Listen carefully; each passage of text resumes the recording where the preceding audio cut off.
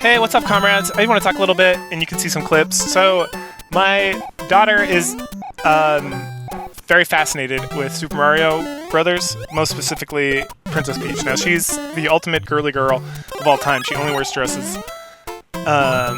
Everything she loves is like makeup and playing with dolls and dressing up and playing and pretend and stuff like that, right? So, which is interesting because my wife is not that. She's very feminine. My wife, that is. But my daughter is like stereotypically feminine, and which I'm pleased with, as she should be, because girls should be ultra feminine, especially at that age, because they don't have like any T in their system, which comes along later when they're teenagers, which is where you get more aggressive behavior and sexual behavior. But that aside, she saw Princess Peach in the Mario movie somehow. I think I just put it on one day, and then she loves pink, and she loves how Princess Peach is pink. And so now that is her favorite character in the whole world. So we at night before she goes to bed, we'll like play games or whatever. I'm trying to remember what we played first. We were playing Kingdom Hearts, I think. Well, I was just playing Kingdom Hearts, and then she would like sit with me and just like watch in the commentary, like 5-year-old commentary, not like insightful commentary. Like, oh look, it's Donald. Donald's hitting things. Why is he hitting things? Is Donald magic? Is Donald the most strong? Is Donald the best? And there was specifically in Kingdom Hearts 3 a Tangled world, and she loved the shit out of that. Because again, Tangled, she wears like pinkish purple, like orchid colored dress, and she's a princess. So, you know, and she's like bubbly and cute. So of course my daughter is like, yes, that is me. I am that. Which is a very girl thing to do. It's not that I am Batman or I want to be Batman. She's a girl, so she's like, that's me. I am Rapunzel. Like, Rapunzel is me, is the line of thought. Princess Peach is me, so because Princess Peach is me, I love Princess Peach, because it's me. Anyway, it's super funny. I'm on, like, ROM hacking. Oh, no, I was on CD Romance, and someone on the romhacking.net made Super Mario Brothers 3, but with the Princess Peach character as, like, the main character. And I was like, oh, she would love this, because my PS Plus subscription expired, and I didn't feel like renewing it because I have so many fucking games on my server that I'm like, I'm just gonna play these. And I just got like a long HDMI cable to run to my TV, and I already have it hooked up with the controller. So I guess so long, PlayStation 5. Maybe I'll pick you up again someday and jailbreak you so I can just use you as like a torrent machine, or it's not a torrent machine, it's a server or something. I don't know. I'm working on that with some of my other older systems too, just having them like be available as like stuff. Systems that I can run crap out of, but for now, and it's not Super Mario Brothers, it's Super Peach Princess 3 or something. It's the mod, and you play through the whole game. It plays exactly the same, but you're Princess Peach. So I figured I'd record it, and then we'll talk about it a little bit and my thoughts, and then you'll see and hear this. So Super Mario Brothers 3 and Super Princess Peach are exactly the same. The only difference is the model. So you got little Princess Peach, you got tall Princess Peach, you got fire Princess Peach, you got Princess Peach with the tail, which is pink. You got Tanuki Princess Peach, which is still brown, but she has a dress instead of just like, a rump. Instead of a frog suit, you have a mermaid suit, which my daughter was over the moon about. She wanted me to play the mermaid in like every level, and I was like, no, we're just gonna play them in water levels. And so then I had to play every water level with a mermaid suit, which surprisingly I had enough to do that. Sometimes mid-level I would lose the suit, and then it was like, oh well. At some point playing these games, I was like, I am very bad at playing side-scrolling platformer games. So if you're watching these videos, you'll probably see in the lower left corner heavy use of the save state system. Because I was trying to get through level 3, and I just was dying, and I was like using power-ups and losing them, and it was becoming like a dire situation, and I was like, you know what, fuck it. We're just gonna save state, and I'm gonna, get through these levels, and if I have to save state mid-level, fuck, so be it. Like, I just want to get through this game. It's fun because I'm hanging out with my daughter, and she's enjoying herself, but I'm not really keen to this. Alright, so what is Super Mario Bros. 3? Some people hypothesize, and I'm not saying they're wrong or right, that Super Mario Bros. 3 is a play act with all the characters, and that's because, you have like the curtain that goes down or comes up at the beginning of the game when you beat Bowser at the end. It goes up or it comes down, and then there's like a whole thing about it, I guess. And I think in the old manual they say something about it all being a show or whatever. And this is like after Mario Kart and several other Mario games where like the whole Mario crew, like Donkey Kong Jr. and Bowser and the Goombas or whatever, they're all just like playing games together. And so it's like, are they real enemies or is this just like a production they put on? If you go to like Game Theory, he has like a whole video or 3 about it. So it's kind of interesting to think about, and I think about it now when I play it, but I'm like, I don't think they put that much effort into the lore of Mario Brothers 3. I really don't. It's just like a quote-unquote fun action platformer, side-scrolling and platformer. Alright, so how did I like Mario 3 generally? It is very slidey, I have to say. So this is a Nintendo game, so you have 2 buttons. You have button A and button B, and then a D-pad, and that's it. That's what you got. And you can pause it, but pausing just pauses. You can jump, and you can, if you hold like the B button, which also lets you shoot fire or swing your tail. Yeah, I think that's it. Oh no. Yeah.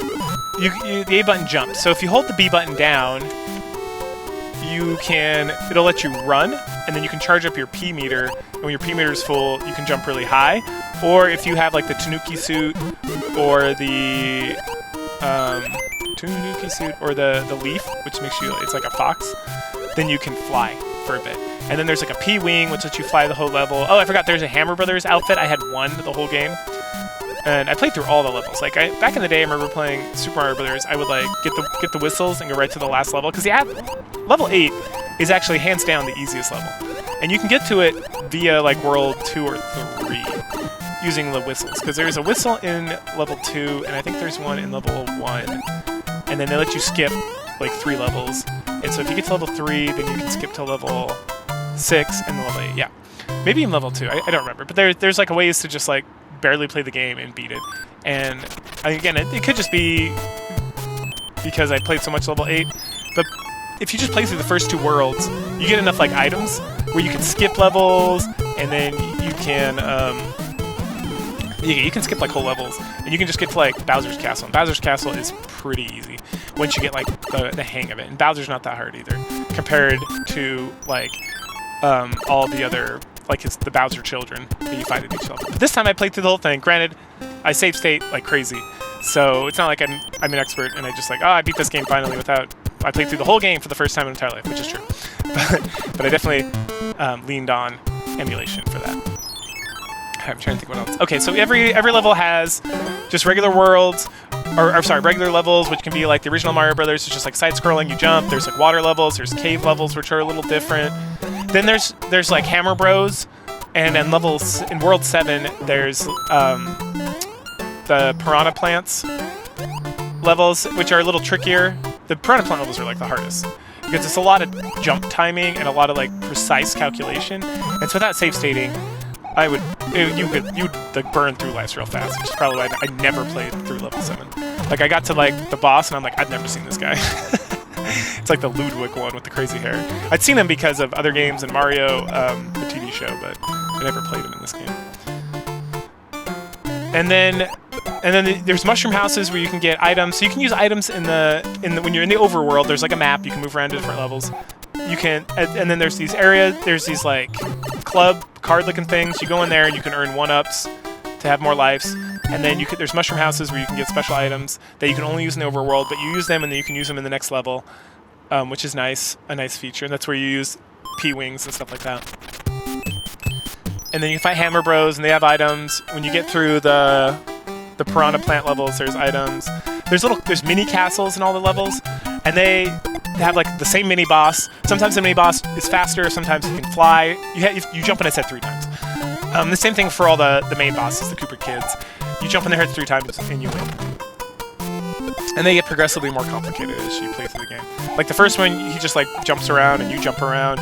Then like by the 3rd level, you have like the girl Koopa Kid and she's like shooting things at you. And then like the 4th or 5th level, the guy, when he jumps, he shakes the ground. So if you don't jump at the same time. And then by Ludwig, he jumps and shakes the ground and shoots things at you. So, but like I said, the mini castle bosses are like little mini castles, and they always have the same boss at the end who's slightly different. They're usually pretty easy.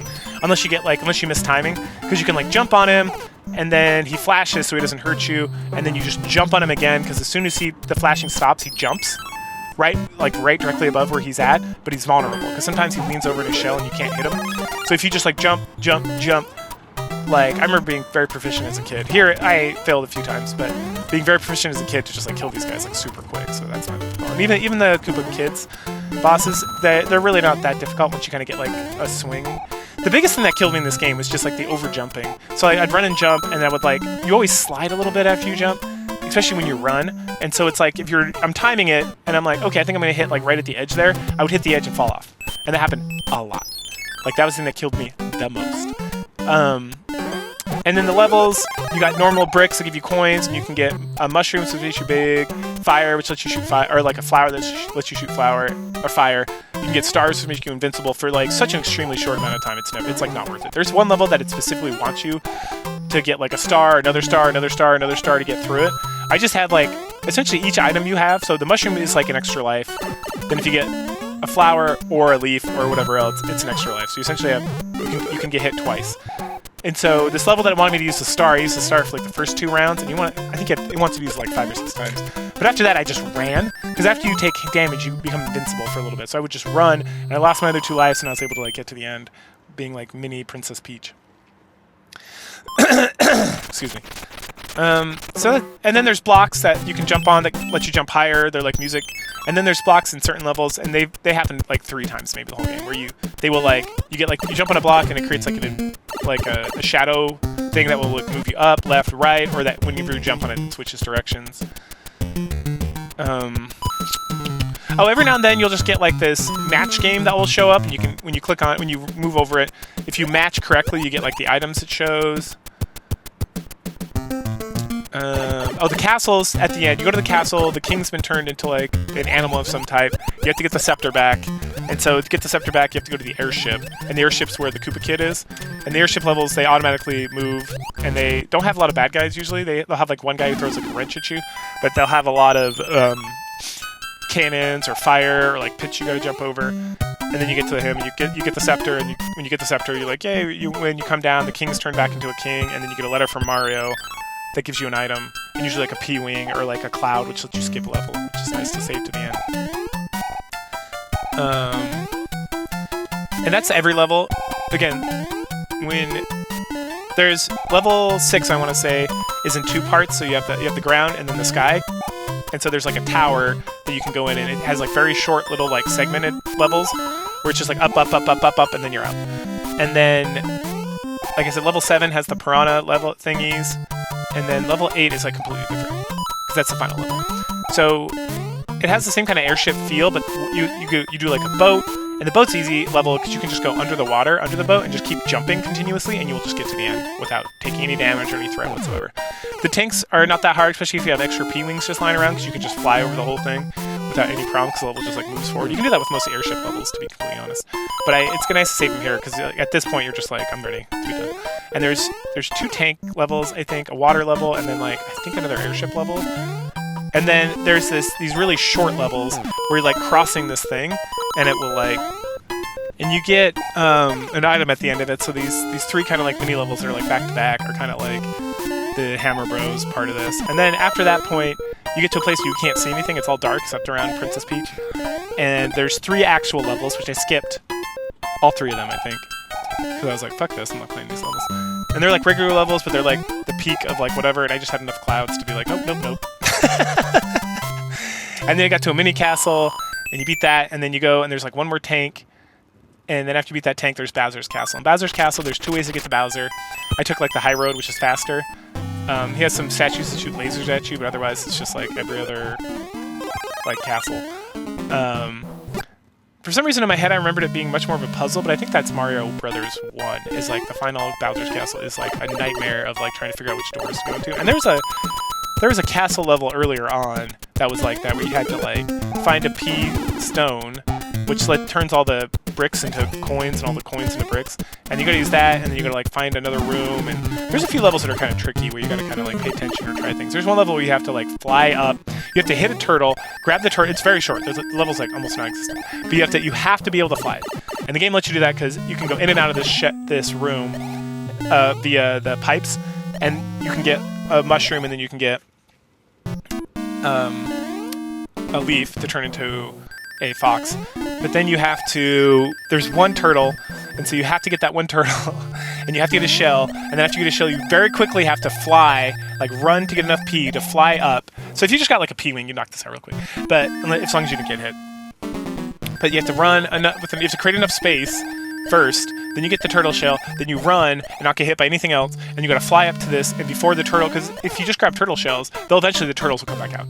So you gotta fly up there and shoot it at these like piranha plants that are like hiding out, that will like break a brick that will let you get out of the level.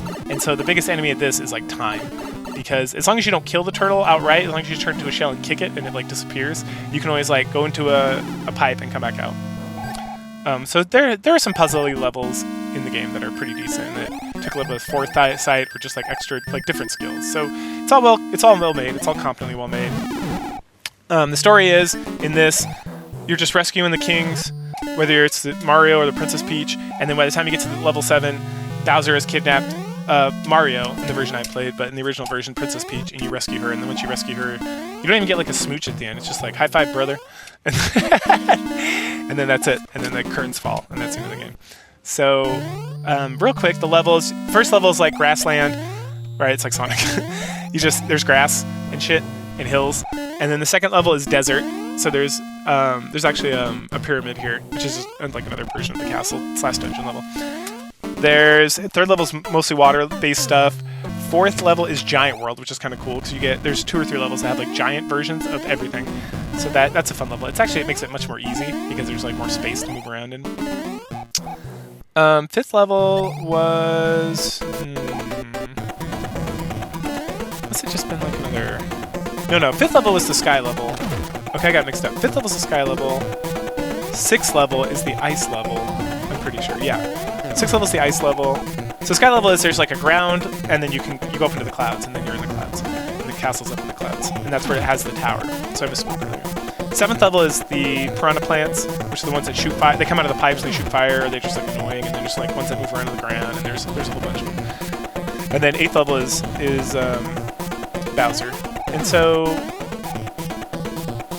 it was fun to play with my daughter, and save scumming was good, and it was just like, it was interesting to play like a super old version, a super old game, super old platformer, right? Because it's been a while since I played these, and like when I did play them, I like Mega Man a little bit more because I felt like there was more stuff going on.